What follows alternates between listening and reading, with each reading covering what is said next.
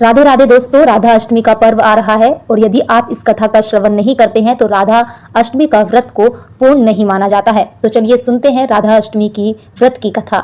हिंदू धर्म में जिस तरह से जन्माष्टमी का त्योहार बेहद खास होता है, उसी तरह से राधा अष्टमी का त्योहार भी बड़ी धूमधाम से मनाया जाता है। इस त्योहार को बरसाने में बड़े उत्साह के साथ मनाते हैं और घरों से लेकर मंदिरों तक इस दिन राधा रानी की विधिवत पूजा अर्चना की जाती है और व्रत रखने का भी विधान है। लेकिन जब तक राधा अष्टमी पर राधा रानी की इस कथा का पाठ न किया जाए तब तक यह व्रत पूरा नहीं माना जाता। चलिए सुनते हैं राधा अष्टमी की व्रत कथा। धार्मिक मान्यताओं के अनुसार राधा अष्टमी के दिन ही किशोरी जी का धरती पर अवतरण हुआ था। ऐसा मान्यता है कि इस दिन जो भी व्यक्ति राधा रानी की पूजा अर्चना के साथ व्रत रखता है, राधा रानी उस व्यक्ति की सारी मनोकामना पूरी कर देती हैं। ऐसे में अगर आप पूजा करने जा रहे हैं तो पूरा फल चाहते हैं, इस व्रत का कथा अवश्य सुने।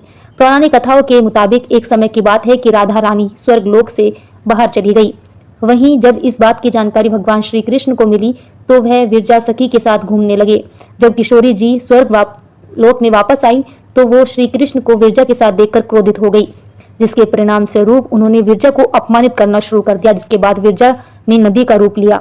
वहीं राधा रानी का यह व्यवहार सुदामा जी को अच्छा नहीं लगा और वह राधा जी के लिए गलत बोलने लगे। सुदामा की बातों को सुनकर किशोरी जी भी क्रोधित हो गई और उन्होंने कान्हा जी की मित्र को दानव योनि में जन्म लेने का श्राप दे दिया। सुदामा ने राधा रानी जी को इंसान योनि में जन्म लेने का श्राप दिया। शिव पुराण की कथा के मुताबिक देवी राधा के श्राप के कारण ही सुदामा ने शंखचूड़ दानव के रूप में जन्म लिया, जिसका वध भगवान शिव के हाथों हुआ था। वहीं सुदामा के श्राप की वजह से राधा रानी को धरती पर मनुष्य के रूप में जन्म लेकर भगवान श्री कृष्ण का वियोग सहना पड़ा।